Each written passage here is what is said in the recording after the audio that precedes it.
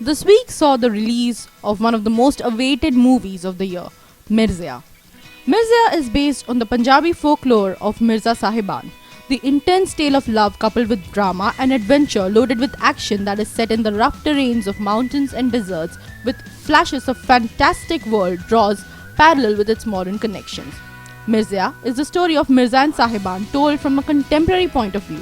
Well, in this story we have Munish and Suchitra who were childhood sweethearts and were separated in childhood. When they met as adults, the world was very different. However, Munish, who nursed a budding love for Suchitra since childhood, has never stopped loving her. So how does the story end?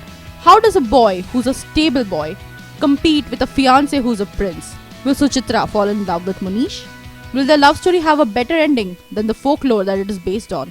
Well, this movie connects the story of a modern day love to a folklore set in the world far back in time in the backdrop of breathtaking landscape of Ladakh. The story, screenplay and dialogues of the movie inspire men in Kahai. Since we already know the folklore, we know how the story goes. But the real trick lies in the narration of the story. We already know that this is a rich boy meets poor girl and opposing family story. Gulzar, who's a master of lyrical work, fails this time. The screenplay draws parallel between the world of fantasy and reality, but it's too sluggish and the poetic narration may not be everyone's cup of tea. While there is a Broadway-like performance where there are two eras, colorful Rajasthani groups singing, and a narrator who tells you what's about to happen next, there's also too many things happening that will take away the attention and muddle things for a viewer. Despite the breathtaking visuals and stunning background and some really great performance, the slow pace of the script spoils the show. The dialogues are quite beautiful, but Om Puri repeatedly saying "hota hai" gets monotonous after a while. Performance-wise, Harshvardhan Kapoor makes a rather splashy debut with this movie. He's not the suave hero you want. He isn't the Prince Charming. In fact, he's just a stable boy.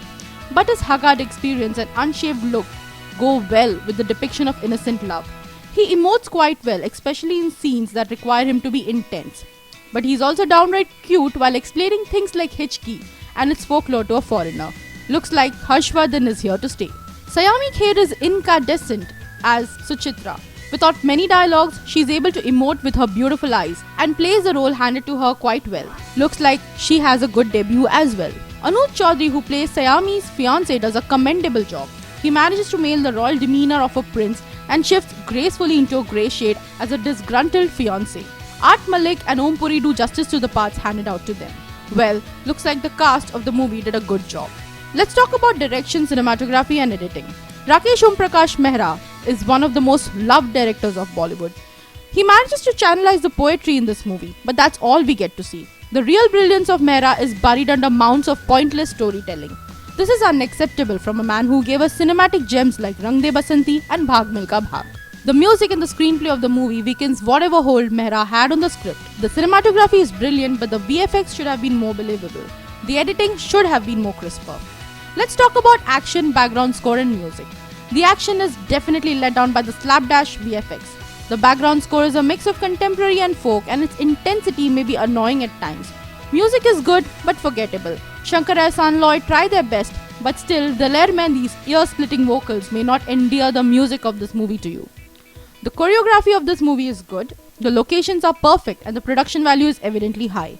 Well, we end this with the saying that poetry may not be everyone's cup of tea. Because poetic narration might favor this movie, but from a commercial point of view, this movie is a half-baked meal. You can watch this for great performance and stunning visuals. We give it 2 stars. Entertainment Desk, Bollywood Nazar, Mumbai.